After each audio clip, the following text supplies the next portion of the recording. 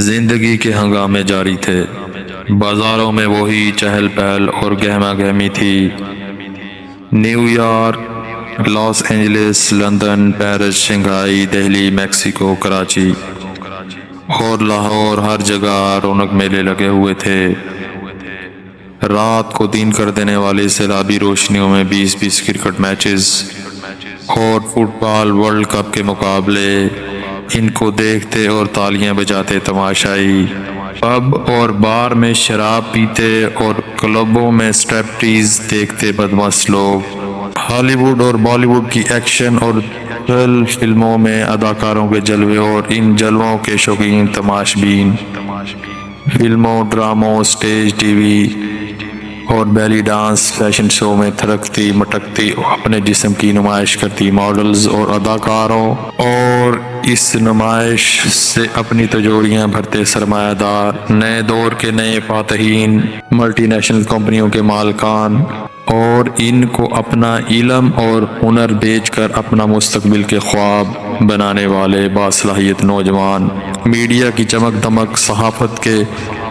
مرچ مسالہ اور بازار سیاست کے ماند نہ پڑنے والی فکر و فریب کے ہنگامے، بازاروں میں گھومتے اور خریداری کرتے مرد اور خواتین، اور ان کو بہلاتی رجاتی دکانیں اور دکاندار، امراء کے عشرت گتوں میں گونجتے ساز و آواز، غربا کے جھونپڑیوں میں فکر و افلاس، شادیوں کی تقریبوں میں خوشی کے نغمے، جنازوں اور اسپتالوں میں غم و عالم کے سائے، خدا کے نام پر اپنے مفاد کا تحفظ کرتے اہل مذہب، غریب اور ان کے مسائل سے ہمیشہ کی طرح بے نیاز اہل ثروت، کرپشن کی ناپاک کمائی سے اپنی جیبیں بھرتے ہوئے سرکاری ملازم، ملاوٹ اور ذخیرہ اندوزی سے اپنی تجوریاں بھرتے حرام خور تاجر، عوام کا استحصال کرتے اہل اقتدار اور دنیا پر اپنا غلبہ قائم کرنے کے منصوبے بناتی سپر پاور، سب اپنے اپنے مشاغل اور کاموں میں مگن تھے۔ اہل زمین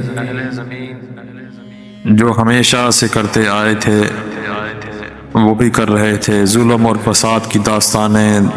دھوکوں اور فریب کی کہانیاں، حذر، غفلت اور سرکشی کے رویے، خدا اور آخرت فراموشی، سیاسی ہنگامے، معاشی جدوجہد، مذہبی جھگڑے، طبقاتی کشمکش ہر جگہ ہمیشہ کی طرح جاری تھیں۔ پیغمبر تو صدیوں پہلے آنے بند ہو گئے تھے، ایگریکلچر ایج انڈسٹریل ایج سے بدلی اور انڈسٹریل ایج انفارمیشن ایج سے بدلی، مگر انسانی رویے نہیں بدلے، ان کے غم بھی نہیں بدلے، وہی کاروباری اور روزگار کی پریشانیاں، وہی عشق اور محبت کی ناکامیاں، وہی موت اور بیماری کے مسائل۔ اس وقت بھی انسانوں کے ہاں ہر غم تھا سوائے غم آخرت کے، ہر خوف تھا سوائے خوف خدا کے۔ آسمان کی آنکھ یہ دیکھ رہی تھی کہ خدا کی زمین کو ظلم اور فساد سے بھر دینے والے انسان اب دھرتی کا ناقابل برداشت بوجھ بن گیا ہے، سو انسان کو بار بار ہلایا گیا۔ نبی آخر الزمان کی پیشن گوئیاں پوری ہونے لگیں، ننگے پاؤں بکریاں چرانے والے عربوں نے دنیا کی بلند ترین عمارتیں بنا لیں، مگر انسانیت ہوش میں نہیں آئی۔ نوح کے تیسرے بیٹے یافت کے اولاد یا جاجوج ماجوج کی نسل دنیا کے پاٹکوں کی مالک بن گئی۔ عظمت کی ہر بلندی سے یہی جاجوج ماجوج برطانیہ، روس اور امریکہ، چین ایک کے بعد ایک دنیا کے اقتدار کی مسند پر فائز ہوتے گئے۔ انسانی آسمانی صحیفوں کی تمام پیشن گوئیاں پوری ہو گئیں، مگر انسانیت پھر بھی ہوش میں نہ آئی۔ سونامی آئے، سیلاب آئے، زلزلے آئے، مگر انسانیت غفلت سے نہ نکلی۔ خدا نے انفارمیشن ایج پیدا کی، ان کے عجمی بندوں نے نبی عربی کے پیغام کو اٹھایا اور انسانیت پر حجت تمام کر دی، مگر دوستو انسانیت پھر بھی نہ سنبھلی۔ قیامت سے قبل قیامت کی منظر کشی آخری درجے میں کر کے انسان کو جوڑ دیا گیا، مگر لوگوں کے رویوں میں کوئی تبدیلی نہ آئی، سو جیسے آخر کار آنا تھا وہ آ گئی۔ اسرافیل نے خدا کا حکم سنا اور سور ہاتھ میں اٹھا لیا، دیکھتے ہی دیکھتے قیامت آ گئی۔ سورج کی بساط پلٹ دی گئی، تارے بے نور ہونے لگے، ہمالیہ جیسے پہاڑ ہوا میں روئی کی مانند اڑنے لگے، کوثر ریگزار بن گئے، سمندروں نے پہاڑ جیسی اونچی لہریں اٹھانا شروع کر دیں،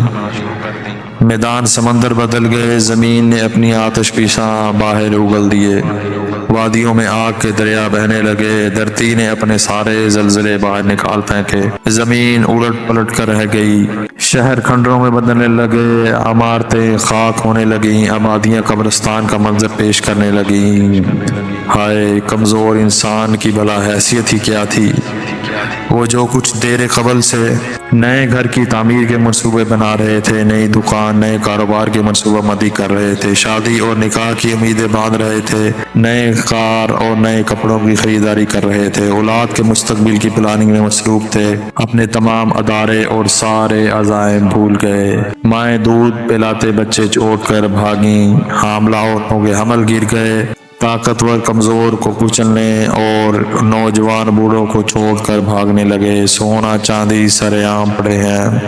نوٹ ہوا میں اڑ رہے ہیں، قیمتی سامان بکھرا ہوا ہے مگر کوئی لینے والا نہیں، گھر، کاروبار، رشتہ دار سب غیر اہم ہو چکے ہیں، ہر نفس صرف اپنی فکر میں ہے، آج انسان سب کو بھول گیا، صرف ایک خدا کو پکار رہا ہے مگر کوئی جواب نہیں دیتا،